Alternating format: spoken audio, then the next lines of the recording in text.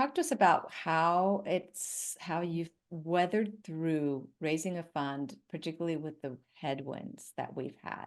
Right. Yeah. Well, so I mean, all early stage venture is not tied to public markets. It's First point. non-correlated. So Yeah.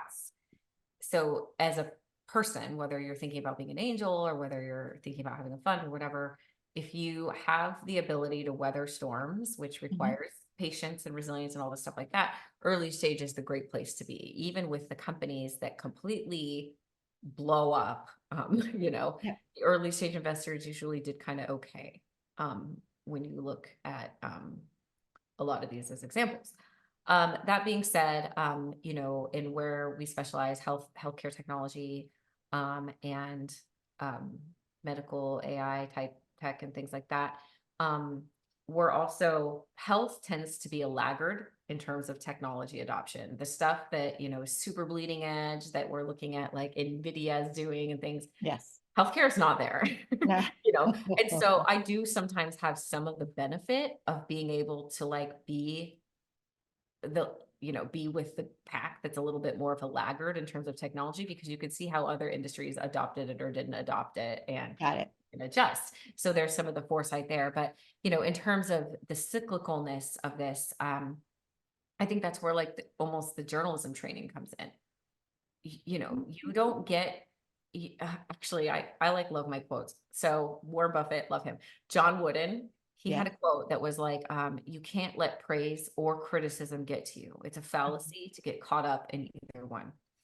And I remember hearing that, or reading that or something like that back in my 20s. And in my 20s, I was just chasing validation and praise, like we all were. Mhm. And, I come from a military family. They were very much like focused on high achievement. Okay.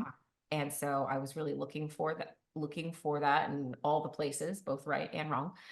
And and so the idea that it was a fallacy to get caught up in praise, I was like, huh, why would that be the case?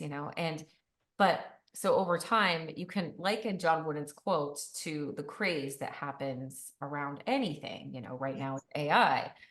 Before it was about, there's crypto, and then there was, a bunch of Web3 stuff going on. And it's sort of Hmm. like, don't get caught up in any one thing. It's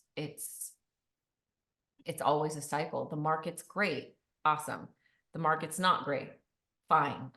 Like, Yes. I'm sticking around. And so last year, as the market cycled, it was a little scary to watch managers, not that dissimilar to me, Hmm. just fold everywhere Hmm. and just fall apart, and and be afraid of for myself. But I just thought, we're gonna hunker down and we're not gonna go anywhere. Hmm. And then, and that Hmm. we're gonna keep doing what we do. And, maybe we'll slow down a little because we have to. Maybe we will make slight adjustments to course because we have to, but we're not going to respond with these big swings to whatever the market is doing. And so last year, I started thinking a lot about market cycles, and I went back and looked at some of these really, really old investment analyst documents that I found, Okay. from like the 1960s. And I can't remember who had produced this, but it was Okay. like a photograph of like a brown paper, sketches. And I was looking at this, and I was like reading recessionary trends and just being a nerd. And I was like, this guy in 1942 to 1965 or whatever that he was Yeah. doing this, the curves are the same. Hmm. They're just maybe slightly closer together now because Hmm. things happen much The quicker. We're velocity. Hmm. still we're still doing this. So, let's not act like right now is a unique situation, because it's not. We've seen it before, and we know what we would have done or should have done back then. So let's just do that now, which is not lose your head and And stick to your knitting. yeah, just keep Stick going. to, yeah, Yeah. excellent.